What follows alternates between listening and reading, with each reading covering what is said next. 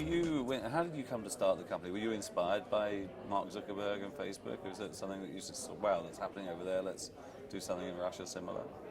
Actually, it began even prior to Facebook's success when I had this projects for my fellow students when I was a student at the St. Petersburg State University. So I had these community projects. We had discussion boards, chats. We had a section where you could exchange materials for your examinations and things like that, the lessons, everything. And so it was in the beginning of this century. So it's like 10 years ago. So I started really early, and I built a community around it. But when I graduated the university at 2006, I realized that I'm not good at supporting projects for students because I'm no longer a student. So what I had to do, I had to create a project for graduates and for young professionals who graduated to this high-profile important universities like St. Petersburg State University, Moscow State Universities, and so on. And it turned out to be very successful because there was really a need for it. I solved my personal problem because I needed a tool to keep in touch with my fellow students. And actually the Russian name of VK, which is of Контакте, means in touch. So this is a tool for staying in touch. And it grew very rapidly, so it was. I mean, you must keep a very close eye on Facebook and what they're doing. I mean, are there important differences in terms of how your site has evolved compared to the directions that they've been taking? Sure. What you have in the Russian market is that you don't have a lot of young companies, a lot of startups, a lot of infrastructure to support you. So if Facebook was very open from the beginning and they didn't need to create their own video services or their own sophisticated audio services and so on, we had to build it from scratch because you didn't have them on the Russian market.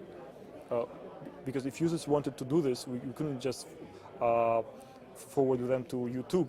There's no Shona Parkera to come around and give you advice either. And, yeah. Yeah. So what did you do? I mean, so it's much more all-encompassing system, is it? That you Absolutely. Yeah.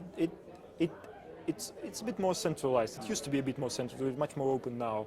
But at some point, VK accounted for 50% of Russian traffic. I'm not sure if it's true right now, but it used to be. But if it's not true right now, it's a good sign, because more and more companies appear and attract traffic on this.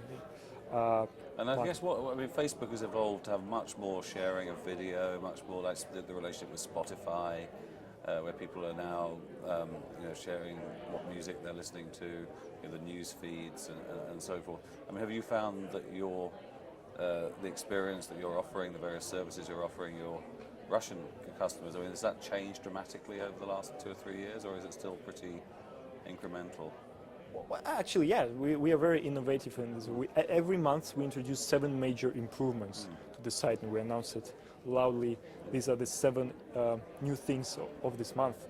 Well, and for example, talking about Spotify, and Daniel Ek visited me in St. Petersburg a few weeks ago, and he said, look, we've done this thing with Facebook, maybe you should consider doing the same with us.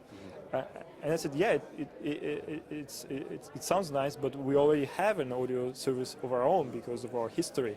And then 2 weeks ago, we announced that you could see what your friends are listening to, and you could switch in and you could listen to the songs your friends is listening to, and then when he finishes to listen this one and goes to the next one, you can continue. And this is like a radio, really. And this is something that Facebook only announced. They didn't build it yet. And one of the things that they're a bit slower about this is that when you have a partnership and you have to rely on a third party to do something, this communication costs apply.